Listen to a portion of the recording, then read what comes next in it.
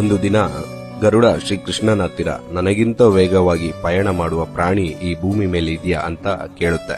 ಇದನ್ನು ಕೇಳಿದ ಸುದರ್ಶನ ಚಕ್ರ ನನಗಿಂತ ಶಕ್ತಿಶಾಲಿ ಆಯುಧ ಈ ಭೂಮಿ ಮೇಲಿದೆಯಾ ಅಂತ ಕೃಷ್ಣನನ್ನ ಕೇಳುತ್ತೆ.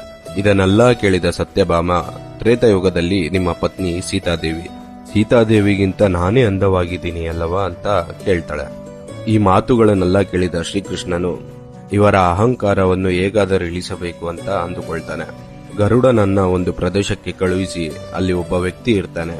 ಅವನಿಗೆ ದ್ವಾರಕದಲ್ಲಿ ಸೀತಾರಾಮ ನಿಮಗಾಗಿ ಎದುರು ನೋಡ್ತಾ ಇದ್ದಾರೆ ಎಂದು ಹೇಳಿ ಕಳುಹಿಸಿ ಸುದರ್ಶನ ಚಕ್ರವನ್ನು ಬಾಗಿಲು ಬಳಿ ಇರಿಸಿ ಯಾರೂ ಒಳಗೆ ಬರದಂತೆ ನೋಡಿಕೊಳ್ಳಲು ಆದೇಶಿಸುತ್ತಾನೆ. ನಂತರ ಸತ್ಯಭಾಮೆಗೆ ಸೀತಾದೇವಿಯ ರೀತಿ ತಯಾರಾಗಲು ಹೇಳ್ತಾನೆ.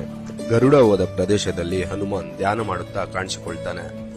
ಆಗ ಗರುಡ ಹನುಮಂತನ ಹತ್ತಿರ, ಸ್ವಾಮಿ, ನಿಮಗಾಗಿ ದ್ವಾರಕದಲ್ಲಿ ಸೀತಾರಾಮರು ಎದುರು ನೋಡ್ತಾ ಇದ್ದಾರೆ ಎಂದ ಕೂಡಲೇ ಹನುಮಂತನು ಗರುಡನಿಗಿಂತ 100 ಪಟ್ಟು ವೇಗವಾಗಿ ರಾಮನ ರೂಪದಲ್ಲಿರುವ ಕೃಷ್ಣನ ಬಳಿ ಬರ್ತಾನೆ. ಬಾಗಿಲು ಬಳಿ ಯಾರು ನಿನ್ನನ್ನು ತಡೆಯಲಿಲ್ವಾ ಹನುಮ ಎಂದು ಕೃಷ್ಣ ಕೇಳ್ತಾನೆ. ಬಾಗಿಲು ಬಳಿ ಒಂದು ಚಕ್ರ ತಡೆಯಿತು ಸ್ವಾಮಿ, ಅದರ ಹತ್ತಿರ ಯುದ್ಧ ಮಾಡಿದ್ರೆ ನಿಮ್ಮನ್ನು ನೋಡಲು ತಡವಾಗಬಹುದು ಎಂದು ಆ ಚಕ್ರವನ್ನು ನುಂಗಿಬಿಟ್ಟೆ ಎಂದು ಹೇಳ್ತಾನೆ.